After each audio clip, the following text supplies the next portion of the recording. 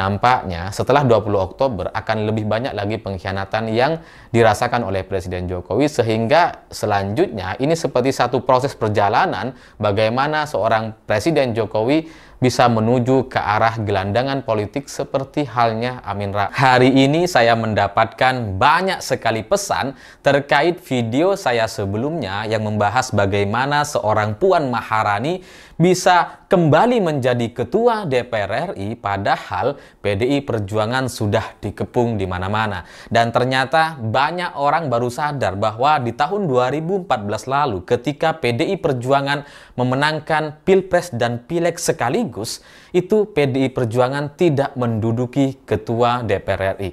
Banyak orang baru sadar, mungkin juga sebagian dari mereka sudah lupa dengan situasi tahun 2014 lalu. Dan tahun 2024 ini sebenarnya jauh lebih berat gitu. Karena PDI Perjuangan kalah di Pilpres, kemudian suara di Pileg juga turun gitu ya. Meskipun memang masih menjadi pemenang pemilu gitu ya, tapi turun suaranya dan kemudian di berbagai daerah ini sudah dikepung oleh semua partai, oleh koalisi Kim Plus. Tapi Puan Maharani kembali bisa menjadi ketua DPR RI. Dan pagi ini saya juga membaca banyak sekali komentar di video saya sebelumnya karena sudah ribuan kolom komentar itu gitu ya. Dan ternyata banyak juga orang yang baru menyadari. Tapi ada satu pertanyaan yang menurut saya ini menarik sekali untuk dibahas secara khusus dalam satu video karena penjelasannya agak panjang. Ada salah seorang teman saya bertanya, kira-kira sejak kapan Presiden Jokowi ini terlihat sudah lepas kendali, sudah tidak mampu mengendalikan Kim? Ya karena nggak kerasa gitu, tiba-tiba udah nggak dapat tepuk tangan aja di DPR gitu ya. Loh, ini sejak kapan?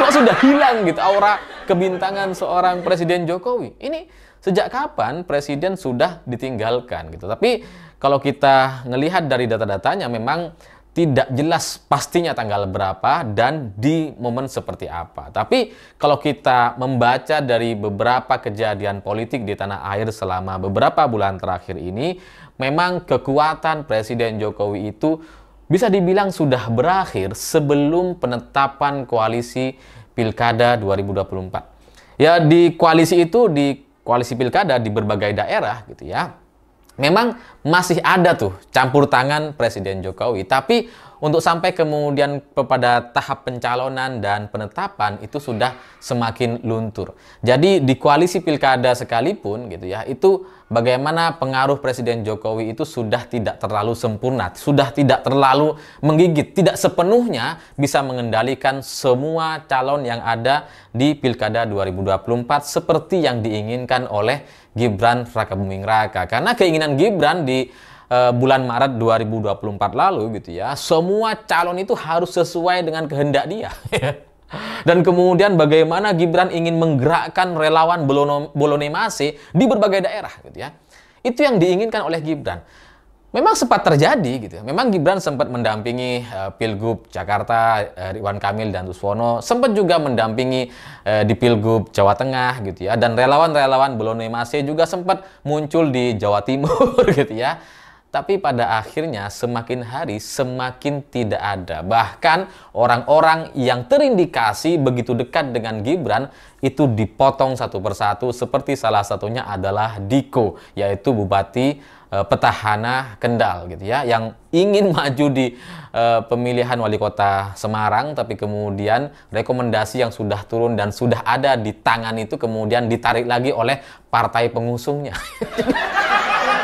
Jadi di Pilkada 2024 mungkin ada sedikit pengaruh Presiden Jokowi untuk penetapan calon gitu ya, tapi secara keseluruhan itu sudah nggak ada dan sudah tidak punya kekuatan yang sepowerful sebelumnya gitu. Karena apa yang terjadi di Pilkada 2024 ini, memang Presiden Jokowi nampak terlalu percaya diri gitu ya, bahwa dirinya itu punya kuasa yang luar biasa. Ya biasalah, beliau tuh baru berselebrasi setelah Pilpres dan Pileg 2024 yang kemudian bisa menghasilkan hasil yang sangat luar biasa menyenangkan bagi keluarga Presiden Jokowi karena Gibran bisa menjadi wakil presiden terpilih gitu ya. Jadi euforianya tuh masih tinggi sekali. Kepedean Presiden dan keluarganya itu masih sangat tinggi sekali gitu ya. Dan kemudian nampaknya orang yang sudah sangat pede atau terlanjur percaya diri ini itu lengah di tengah jalan gitu, karena kemudian setelah itu ternyata pengaruh presiden dan keluarganya itu jadi nggak ada apa-apanya. Dan itu bisa tergambar ketika Kaisang akhirnya batal maju di Pilgub Jawa Tengah. Karena sebelumnya saking pedenya gitu ya, Kaisang ini pengen maju sebagai calon gubernur DKI Jakarta awalnya gitu ya. Tapi kemudian terjadi negosiasi dan mentok di situ gitu ya. Golkar kemudian mengusung Gerindra kemudian mengusung Ridwan Kamil, kader dari Golkar diusung sama Gerindra, itu bagian dari strategi dan untuk memotong supaya Kaisang tidak maju di Pilgub Jakarta gitu. Ya karena kalau Kaisang jadi cagup ya, dan kemudian menang, wah bahaya gitu. 2029 bisa Gibran Kaisang itu sebagai capres-cawapres gitu. Makanya kemudian dipotong sama Gerindra gitu ya. Akhirnya nggak jadi dia Kaisang maju di Pilgub Jakarta, kemudian digeser ke Jawa Tengah dengan sangat percaya diri, dengan kepercayaan yang luar biasa penuh gitu ya.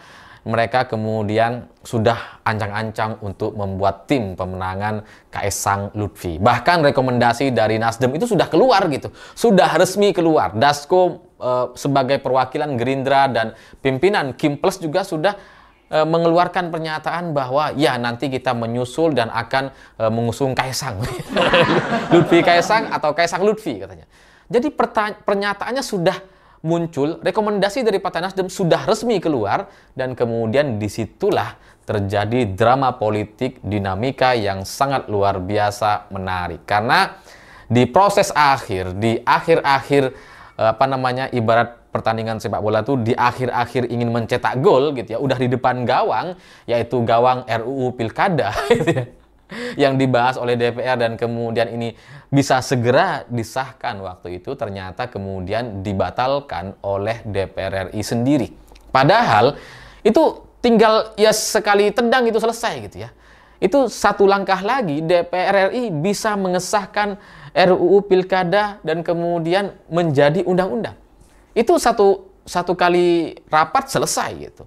Tapi ternyata kemudian tidak terjadi gitu ya. DPR tidak kemudian mengesahkan RUU Pilkada ini, dan ternyata di balik itu semua adalah drama-drama politik yang sangat-sangat luar biasa. Karena ternyata Prabowo Subianto tidak setuju dengan RUU Pilkada. Ternyata Prabowo Subianto katanya sudah menelpon Ibu Megawati dan mengatakan bahwa apa yang terjadi di DPR itu bukan kehendak Prabowo Subianto.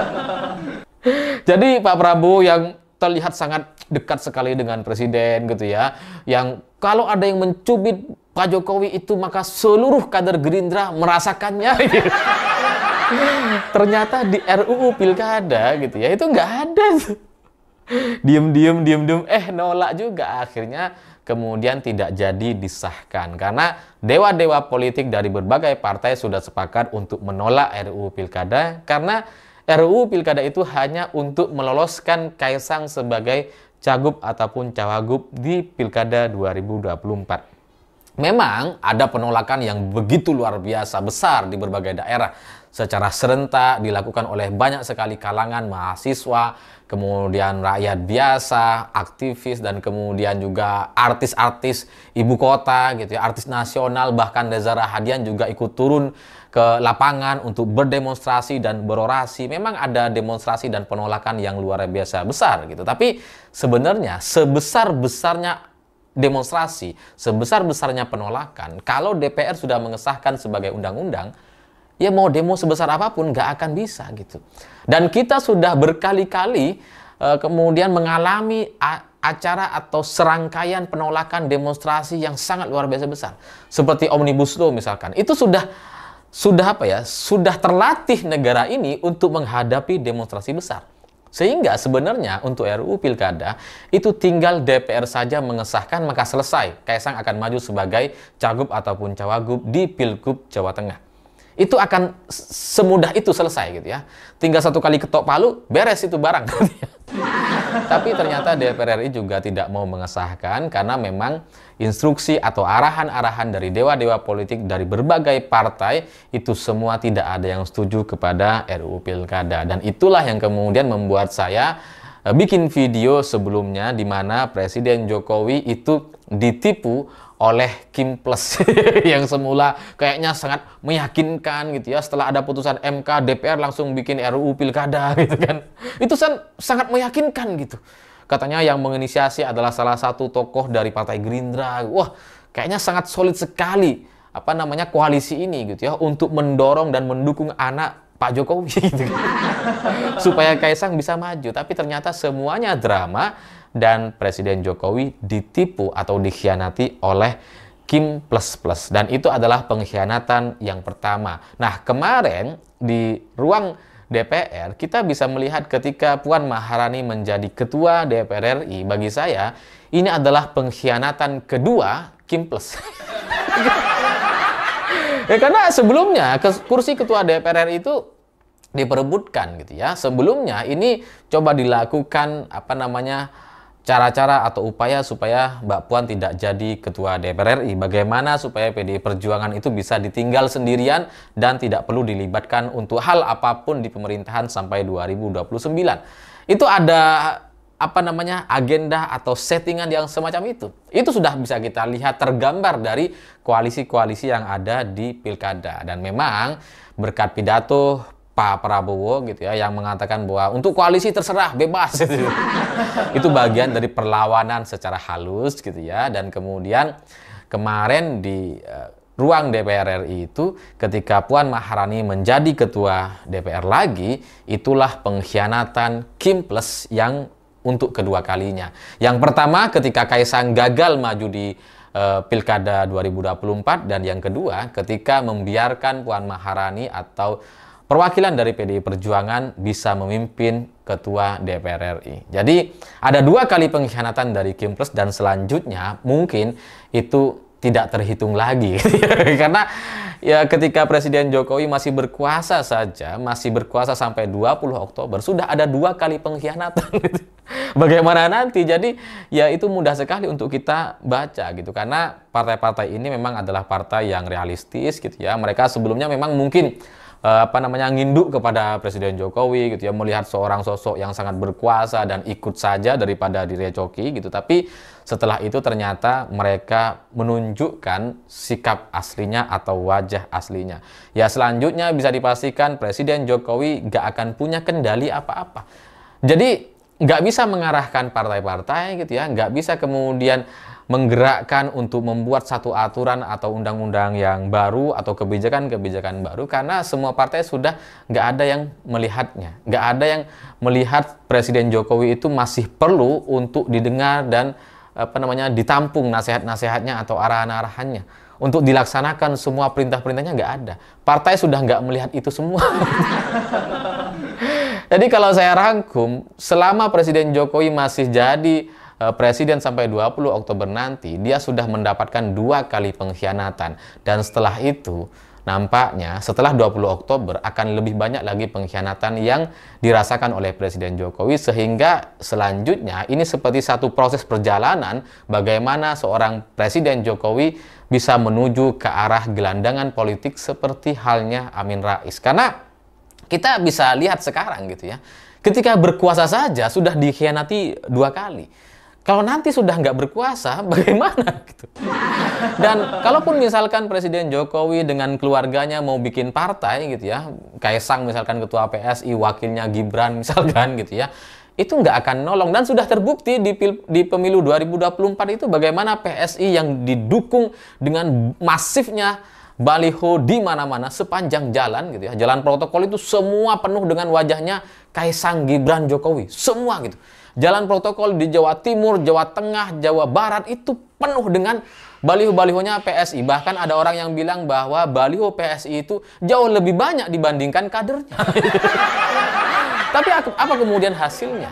PSI hanya mendapatkan 2% gitu. Jadi tidak lolos ke Senayan, dan itu tidak membuat kesaktian seorang Jokowi bisa tergambarkan lewat perolehan suara gitu. Jadi mau bicara apapun setelah itu menjadi nggak ada gunanya, karena semua sorot media akan kepada presiden terpilih selanjutnya dan ketua DPR RI Puan Maharani.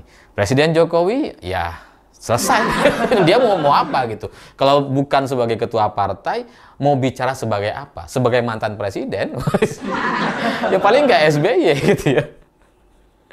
Jadi ya kita lihat saja gitu ya, apakah Presiden Jokowi akan menjadi gelandangan politik baru seperti halnya Amin Rais yang begitu powerful di 98 gitu ya, yang namanya itu sangat harum, yang sangat pahlawan sekali, tapi kemudian hari ini tidak ada lagi orang yang mau mendengarkannya. Bahkan loyalis-loyalis Amin Rais hari ini itu juga sudah nggak ada yang mau ngikutin dia. Nah, apa yang terjadi kepada Presiden Jokowi hari ini, ciri-cirinya atau tanda-tandanya itu kurang lebih sama.